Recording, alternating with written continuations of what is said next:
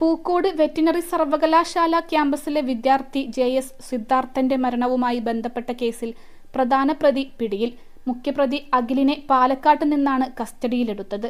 കേസിലെ മുഖ്യപ്രതിയാണ് അറസ്റ്റിലായ അഖിലെന്ന് കൽപ്പറ്റ ഡിവൈഎസ്പി പറഞ്ഞു. ഇനിയും 11 പ്രതികളെയാണ് പിടികൂടാനുള്ളത്. പ്രതിപ്പട്ടികയിൽ ഉള്ളവരെല്ലാം ഹോസ്റ്റലിലെ അന്തേവാസികളാണെന്നും ഡിവൈഎസ്പി പറഞ്ഞു. അതേസമയം പൂക്കോട് വെറ്റിനറി സർവകലാശാലയിലെ റാഗിങ്ങിനെ തുടർന്ന് മരിച്ച സിദ്ധാർത്ഥിന്റെ അച്ഛൻ ജയപ്രകാശ് CPMനെതിരെ രംഗത്തെത്തി. പ്രധാന പ്രതികളെ പാർട്ടി സംരക്ഷിക്കുകയാണ്. പിടികൂടിയ 6 പേരിൽ പ്രധാന പ്രതികൾ ഇല്ല. കോളേജിൽ നിന്നും 12 പേരെ സസ്പെൻഡ് ചെയ്തിരുന്നു. ഇതിൽ ആരെയും അറസ്റ്റ് ചെയ്തില്ലെന്നും അദ്ദേഹം ആരോപിച്ചു.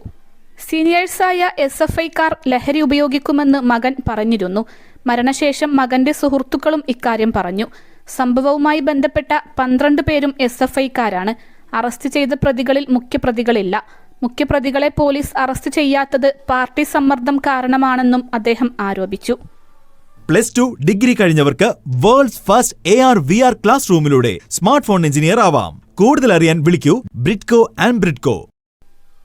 അതേസമയം 2ാം വർഷ BVSC വിദ്യാർത്ഥിയായ സിദ്ധാർത്ഥൻ ആൾക്കൂട്ട വിചാരണയും ക്രൂരമർദ്ദനവും മാനസിക പീഡനങ്ങളും നേരിട്ടാണ് മരിച്ചത്. ഈ മാസം 14 മുതൽ 18 ഉച്ചവരെ സിദ്ധാർത്ഥൻ ക്രൂരമർദ്ദനത്തിനിരയായെന്ന് ദൃക്സാക്ഷിയായ വിദ്യാർത്ഥി പറഞ്ഞു.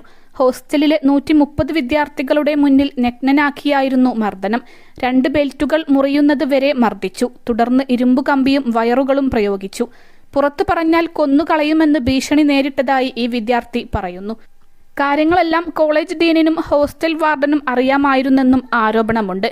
വിവരം പുറത്തു പറഞ്ഞാൽ തലയുണ്ടാകില്ലെന്ന് ഒളിവിലുള്ള പ്രതി സിൻജോ ജോൺസൺ മുന്നറിയിപ്പ് നൽകിയെന്നാണ് വിവരം.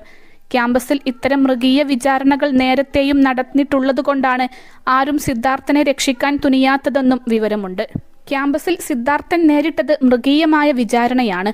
ഈ ക്രൂരത വിദ്യാർത്ഥിക്കൂട്ടം കണ്ടു നിൽക്കുകയായിരുന്നു. ഒരാൾ പോലും സിദ്ധാർത്ഥന്റെ രക്ഷയ്ക്ക് വന്നില്ല. 130 കുട്ടികളുള്ള ഹോസ്റ്റലിലാണ് സിദ്ധാർത്ഥൻ പരസ്യ വിചാരണ നേരിടേണ്ടി വന്നത്. വിദ്യാർത്ഥികൾക്കിടയിൽ വെച്ച് സിദ്ധാർത്ഥൻ ക്രൂരത നേരിടുമ്പോഴും അടുത്ത സുഹൃത്തുക്കൾ പോലും സഹായിച്ചില്ല. ഇത് സിദ്ധാർത്ഥിനെ മാനസികമായി തളർത്തിയെന്ന് പോലീസ് പറയുന്നു. എന്നാൽ ആരും പ്രതികരിക്കാതെ ഇരിക്കുന്നതാണ് വെറ്റിനറി കോളേജിലെ അലിഖിത നിയമമെന്നാണ് പുറത്തുവരുന്നത്. കോളേജ് ഹോസ്റ്റലിൽ അടിപിടികൾ ഇടയ്ക്കുണ്ടാകുമ്പോഴും ഒന്നും പുറത്തു പോകരുതെന്നാണ് അലിഖിത നിയമം. ഹോസ്റ്റലിലെ അടി അവിടെ തീരണമെന്നാണത്രേ തിട്ടൂരം. സിദ്ധാർത്ഥന്റെ ജീവനെടുക്കാനും വഴിയൊരുക്കിയത് ഇതുതന്നെയായിരുന്നു. ഹോസ്റ്റലിലെ നടുമുറ്റത്ത് വെച്ച് വിദ്യാർത്ഥികൾ കണ്ടു നിൽക്കെയായിരുന്നു ക്രൂരമർദ്ദനം. 3 മണിക്കൂർ നീണ്ട പീഡനം. അത് കഴിഞ്ഞ് സംഭവത്തിന്റെ സൂത്രധാരന്മാരിൽ ഒരാളായ സിൻജോ ജോൺസൺ വിദ്യാർത്ഥികളെ ഭീഷണിപ്പെടുത്തുകയും ചെയ്തു. വിവരം പുറത്തു പറഞ്ഞാൽ തലയുണ്ടാകില്ലെന്നായിരുന്നു ആക്രോശം. ഇതാണ് ആരും സഹായത്തിന് എത്താതിരുന്നത്. ആശുപത്രിയിലേക്ക് കൊണ്ടുപോവാനും ഒരുങ്ങാത്തതിന് പിന്നിലെന്ന് പോലീസ് വ്യക്തമാക്കുന്നു. ഭീഷണി ഉള്ളതുകൊണ്ട് തന്നെ കോളേജ് അധികൃതരുടെ ശ്രദ്ധയിലാരും പെടുത്തിയില്ല. അതോടെ ശാരീരികമായും മാനസികമായും അവശനായ സിദ്ധാർത്ഥൻ ജീവനൊടുക്കുകയായിരുന്നു. 16-നും 17-നും കോളേജിൽ സ്പോർട്സ് ഡേ ആയിരുന്നു. 16-ന് രാത്രിയാണ് അക്രമവും മർദ്ദനവും ഉണ്ടായത്. 17-ന് ചിലർ സിദ്ധാർത്ഥന്റെ നീക്കം നിരീക്ഷിച്ചിരുന്നത്രേ. 18-ന് പ്രശ്നമില്ലെന്ന് കണ്ടതോടെ കാര്യമാക്കിയില്ലെന്ന് അറസ്റ്റിലായവർ പോലീസിനോട് പറഞ്ഞു. 18-ന് കളിക്കാൻ പോകുന്നു എന്ന് പറഞ്ഞ സിദ്ധാർത്ഥനെ പിന്നെ കണ്ടത് ജീവന്റെ തുടിപ്പറ്റുകൊണ്ടാണ്.